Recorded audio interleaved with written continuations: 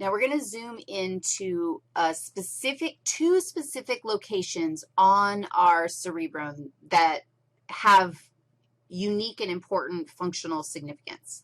Are you ready? First, we have to identify a couple of landmarks that are important. One of the landmarks is this longitudinal fissure that is the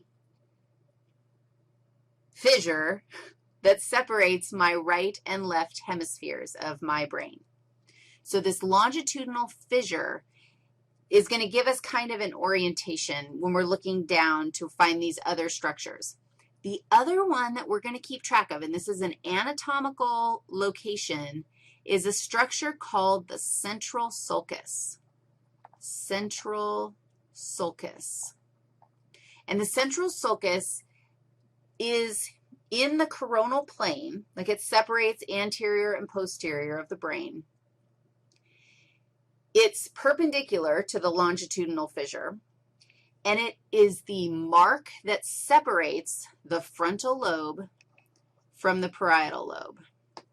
Now, you have a specific bump anterior to the central sulcus, a specific anatomical structure in the frontal lobe, which is this one right here, and it's called the precentral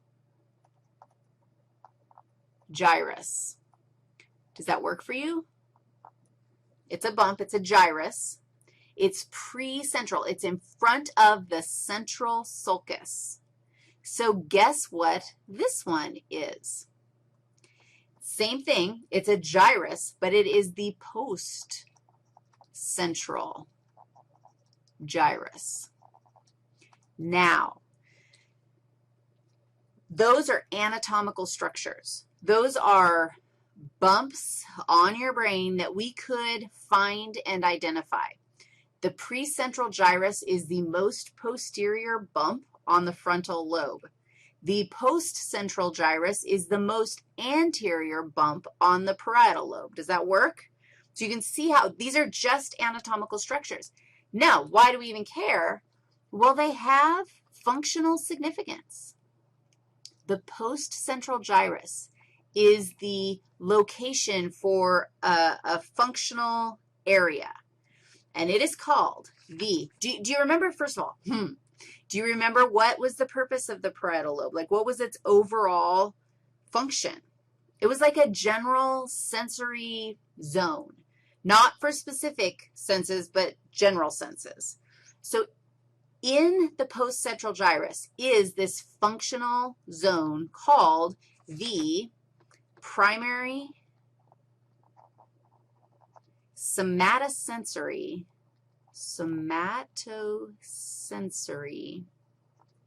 cortex.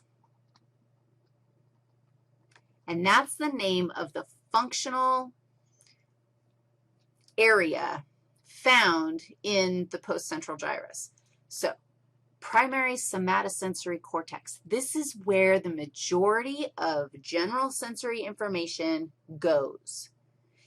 When you feel something crawling on your arm, that sensation that you feel, that information is going to travel through afferent neurons to the spinal cord at the level wherever it's going to go in, and then it's going to go up to your brain, and if it's deemed worthy of consciousness, like if it's a spider or something, then your brain's going to be like, dude, you better pay attention to this, and it will go to the primary somatosensory cortex in the postcentral gyrus of the parietal lobe of the cerebrum.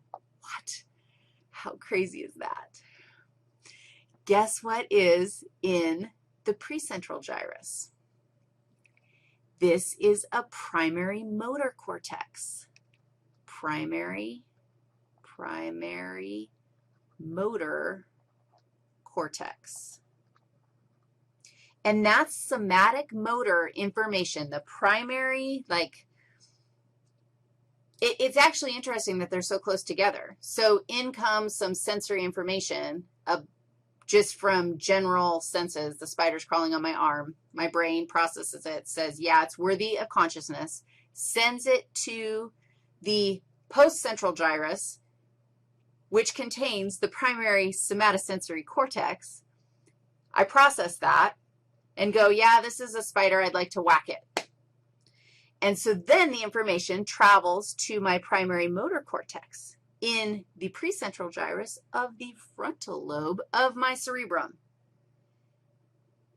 And that portion of my cerebrum actually processes the information and says, okay, we're going to need to activate the deltoid, we're going to need to activate the biceps, and we're going to need to get the pectoral muscles in there for the big whack. And it coordinates the action and sends a message out to activate all those folks, and they get activated, and you whack the spider. Or you can be really kind and catch it in a cup and carry it outside, which is going to activate a whole nother set of muscles, again, all coordinated by the primary motor cortex. If that is like, what the hell is she talking about, have a visual that hopefully makes everything crystal clear, right? Doesn't that clarify everything? This is 1/2 of your primary motor cortex. This is the motor one. Look, you can see, you can compare. Motor is anterior. Sensory is posterior. Now, what is this? All this is showing you where specifically, if you have to have some motor action of your face, the processing or the information is going to come from this specific part of your primary motor cortex of your frontal lobe of your cerebrum. What? Look at that. Your tongue has a whole zone that's specifically like, if you need to lick the spider off of your, that's kind of disturbing. I wish I wouldn't have gone there, but I did.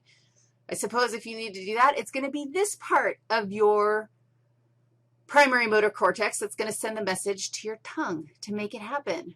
We've got a bunch of swallowing stuff going on here. This is all motor. Look at how much motor information goes to your hands, to your thumb. We can actually have a significant amount of control of our thumb. Your torso, your legs, not so much, a little bit more with your feet. But you can see that, yeah, the thumb, the face, we've got a lot of brain real estate dedicated to running those structures. What about the sensory land? What about that sensory land? Shall we go there and look? Oh, whoa, look at this guy.